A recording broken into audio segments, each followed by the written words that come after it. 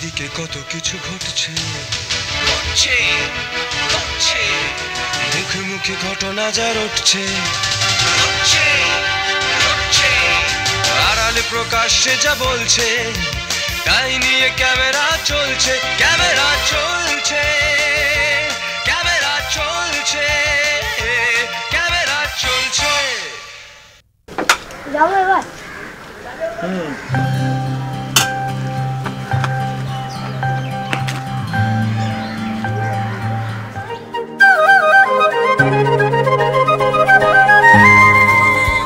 It's our problem-free philosophy. Hakuna Matata.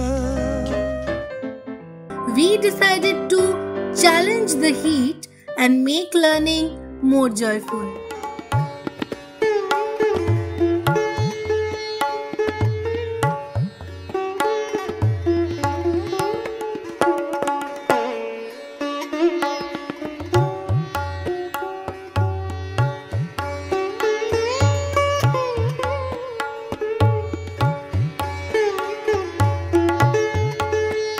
পর্দা জুড়ে ছেলের দল করছে ছুটোছুটি, পড়ার ফাঁকে আজকে ওদের অভিনয়ের ছুটি।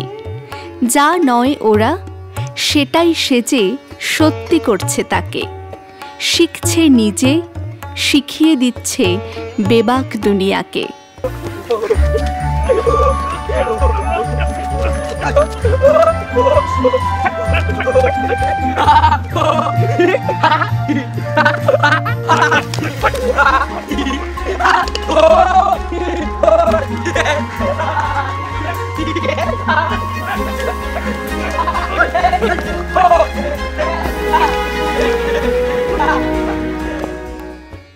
উত্তর কলকাতার শিক্ষা প্রতিষ্ঠান বেলগাছিয়া মনোহর একাডেমি সম্প্রতি নন্দন ৩ প্রেক্ষাগৃহে একটি চলচ্চিত্র উৎসবের আয়োজন করে। উৎসবে প্রদর্শিত হয়েছে মোট 12টি স্বল্প দৈর্ঘ্যের ছবি। এই ছবিতে অভিনয় করেছে এই বিদ্যালয়ের ছাত্ররা। কি রে, এই বেলা যে গড়িয়ে এলো, তোরা খেলবি না? ওহো ধত, আর একটু হলে চ্যাম্পিয়ন হয়ে যেতাম, সহ্য হলো না তো।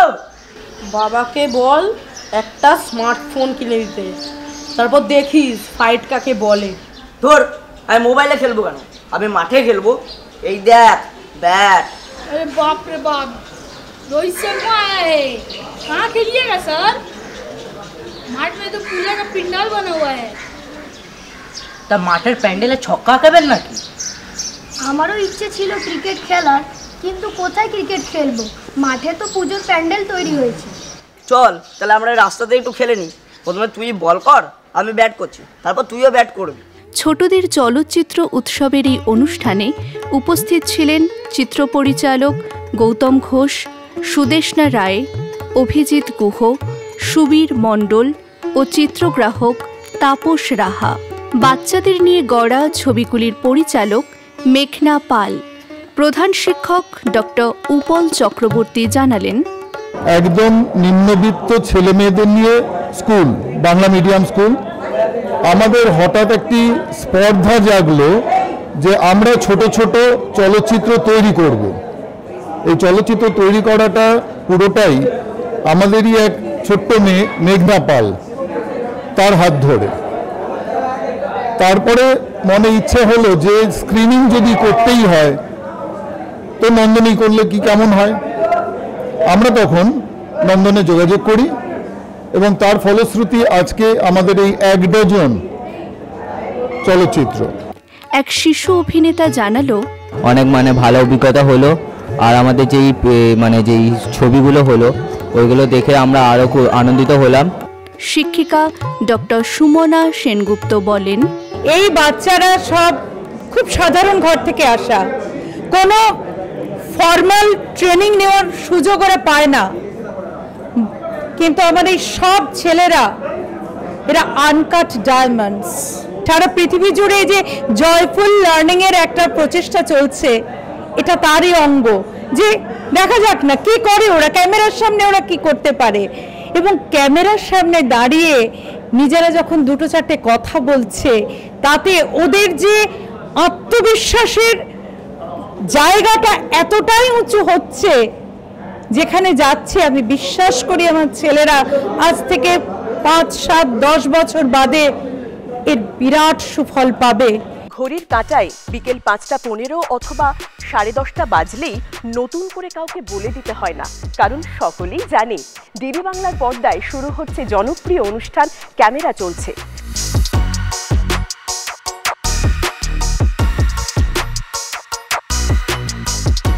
দেখতে দেখতে 25 বছর, সময়টা ছিল 2000 সাল। আছে সাইলেন্ট ফিল্ম প্রজেক্টেড, সময়ের সঙ্গে বিবর্তিত মাইক্রোফোন, সারা বাংলার সাহিত্য, শিক্ষা, সংস্কৃতি সবকিছু নিয়েই টেলি ম্যাগাজিন। ক্যামেরা চলছে, শুধু তাই নয়, রয়েছে নানান রকমের ইন্টারেস্টিং গল্প।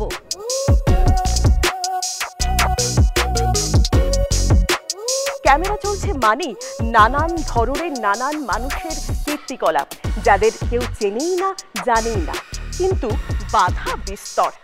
আর 25 বছরের সেই দুরন্ত যৌবন বাধা মানে না।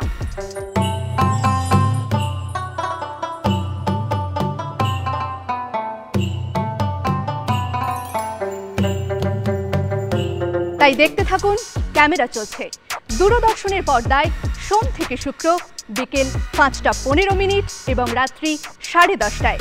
চিঠি পাঠান এই ঠিকানায় ক্যামেরা চলছে .2000@gmail.com। কথা দিচ্ছি আমরা পৌঁছে যাব আপনাদের ঠিকানায়। আকাশ আমায় শিক্ষা দিল উদার হতে ভাইরে, কর্মী হবার মন্ত্র আমি বায়ুর কাছে পাইরে। পাহাড় শিখায় তাহার সমান, হই যেন ভাই মৌন মহান। খোলা মাঠের উপদেশে দিল খোলা হই তাইরে। সূর্য আমায় মন্ত্রণা দেয় আপন তেজে চলতে। চাঁদ শিখালো হাসে মেদুর মধুর কথা বলতে।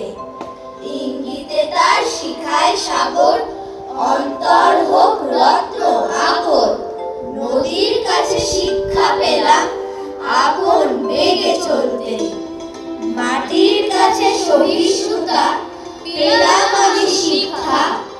আপন কাজে কঠোর হতে পাষাণ দিল দীক্ষা। ঝর্ণা তাহার সহজ গানে গান জাগালো আমার প্রাণে। শ্যামবরানী সরসতা আমায় দিল ভিক্ষা। বিশ্ব জোড়া পাঠশালা মোর সবার আমি ছাত্র।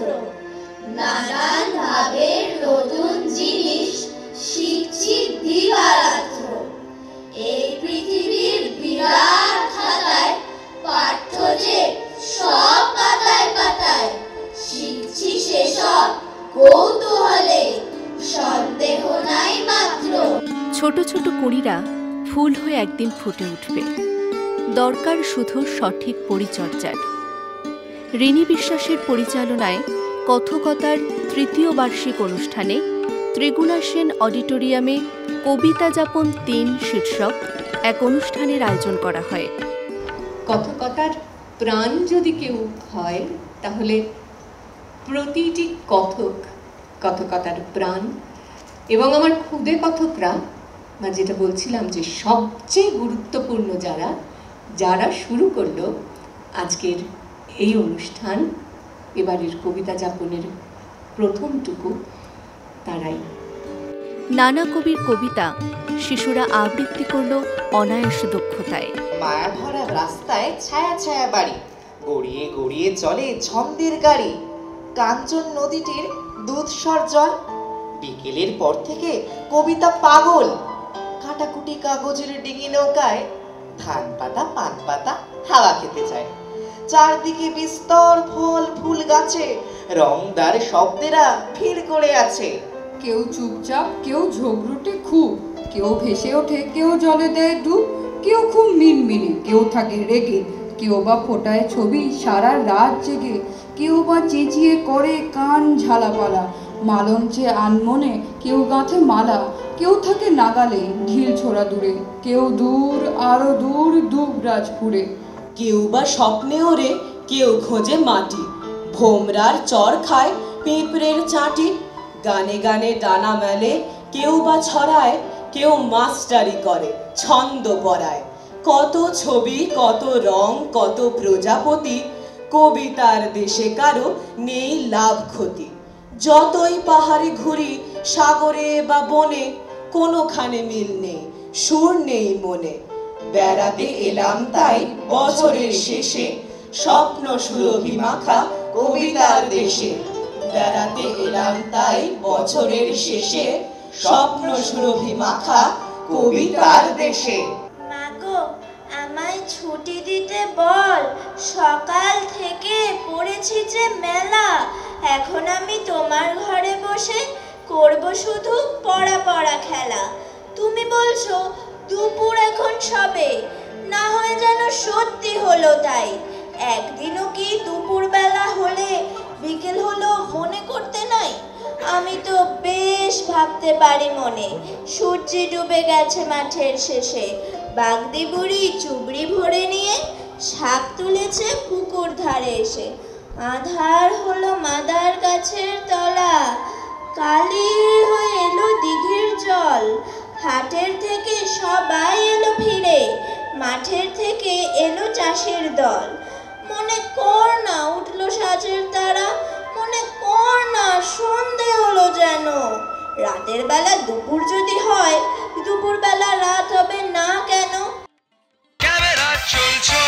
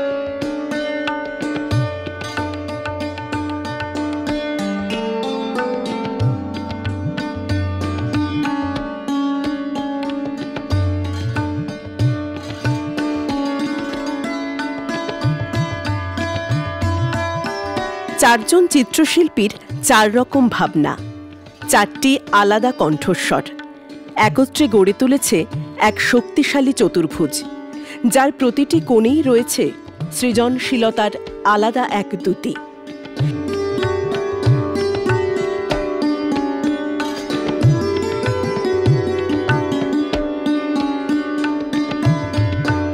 একাডেমি অফ ফাইন আর্টসে আয়োজিত এই চিত্র প্রদর্শনী যেন চারজন শিল্পীর চারটি স্বতন্ত্র অভিব্যক্তির সমন্বয়ে গঠিত একটি পূর্ণাঙ্গ চিত্রপট।